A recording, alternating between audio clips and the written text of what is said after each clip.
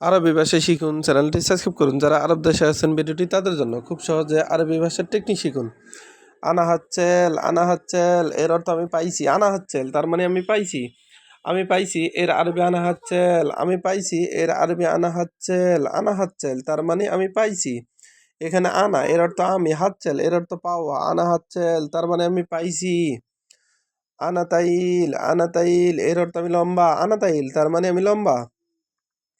আমরা বলি আমি লম্বা, আরবিতে বলতে হবে আনাতাইল। আমরা বলি আমি লম্বা, আরবিতে বলতে হবে আনাতাইল। আনাতাইল তার মানে আমি লম্বা। এখানে তাইল এর অর্থ লম্বা, আনা এর অর্থ আমি। আনাতাইল তার মানে আমি লম্বা।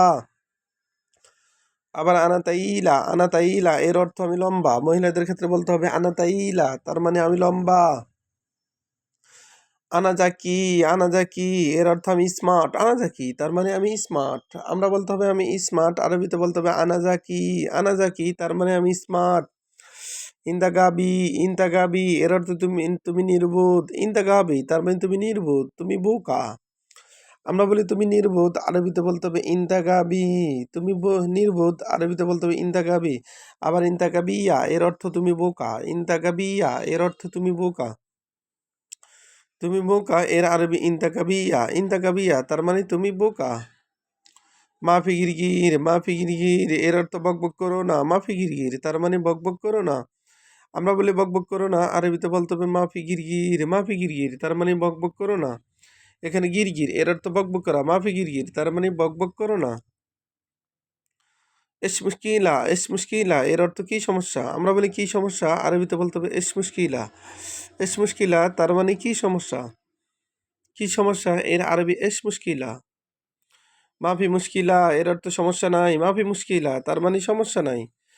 আমরা বলি সমস্যা নাই, আরবিতে বলতে হবে মাফি মুশকিলা। আমরা বলি সমস্যা নাই, আরবিতে বলতে হবে মাফি মুশকিলা। মাফি এর অর্থ নাই, মুশকিল এর অর্থ সমস্যা। মাফি মুশকিল তার মানে সমস্যা নেই। আবার দেখুন, আনা হাচ্ছেল, আনা হাচ্ছেল এর অর্থ আমি পাইছি। আনা হাচ্ছেল তার মানে আমি পাইছি।